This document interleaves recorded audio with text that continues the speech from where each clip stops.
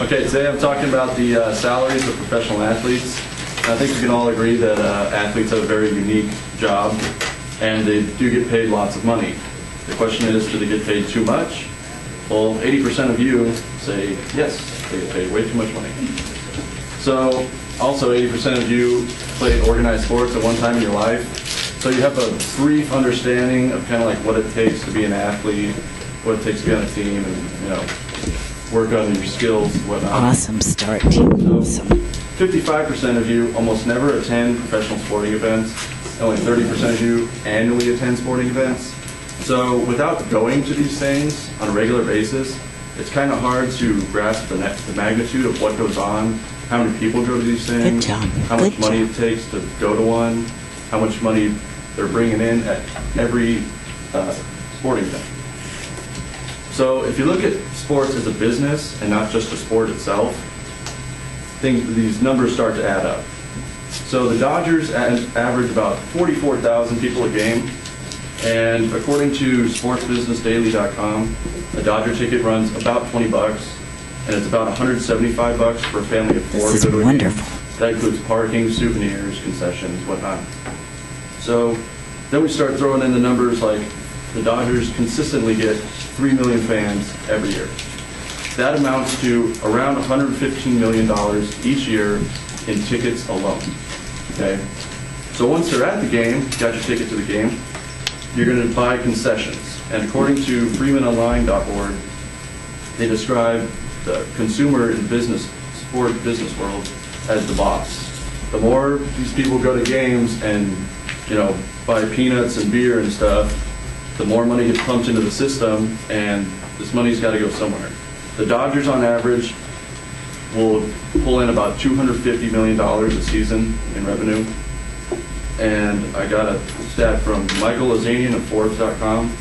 It said that the Yankees in 2008 made $62 million just on the TV contracts.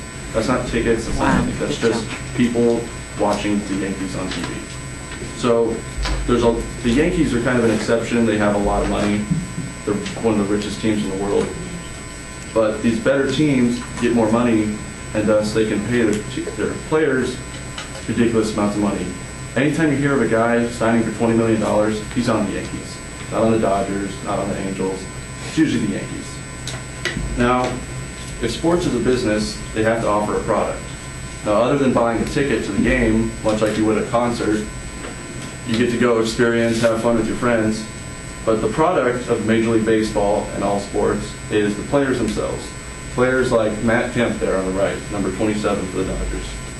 Now, if Matt Kemp's the product, you can't really buy Matt Kemp physically, Some people would like to, but that's a whole other story. So people try to be like Matt Kemp, and according to MSNBC.com, in 2005, the last year these figures were made public, Major League Baseball made $3.1 billion on merchandise alone. So you can't buy Matt Kemp, but you can buy Matt Kemp bobbleheads, jerseys, t-shirts, action figures, posters, everything. It's ridiculous. $3.1 billion just off merchandise. So if someone was selling a jersey or a shirt with your name on it, or a bobblehead or an action figure with your face on it, don't you think you should get a part of that and be recognized for that? Well, these are the kind of things that get negotiated in contracts. As you can see here, Dodger fans love Matt Kemp. They also love merchandise. They're all wearing $40 hats and $100 jackets and $60 jerseys. There's a lot of money. Wow, Tim, look at how poised you are. Now, because they have so much money and it's all public, they like to give a lot of it back to charities. Now, 75% of you were unaware that any of these charities even existed. Now, there's big ones like Boys and Girls Club, Stand Up to Cancer, but Matt Kemp here is doing a toy drive at a Best Buy in like Culver City or something like that. They also do hospital visits, which work out well for everyone because it's good press. And chances are when that kid gets out of the hospital, he's got a positive role model in Matt Kemp, and he's going to want to go see him play at the Dodger game. Also, the Major League Baseball has the RBI, which stands for Reviving Baseball in Inner Cities, and it allows the Dodgers to build baseball fields throughout the LA area and set up like clinics and leagues so that kids can like stay off the streets and get involved in baseball, stay out of trouble pretty much. And so every weekend they'll send a player down or something like that, have them run some clinics, and it kind of gives all these kids who are in rough neighborhoods a positive role model. So another big thing is athletes are not a huge part of society. They're not crucial to society's existence. And that's where a lot of people have trouble grasping how much money they get. People usually say, well, teachers and cops, they're like vital to society, so they should be getting paid the big bucks.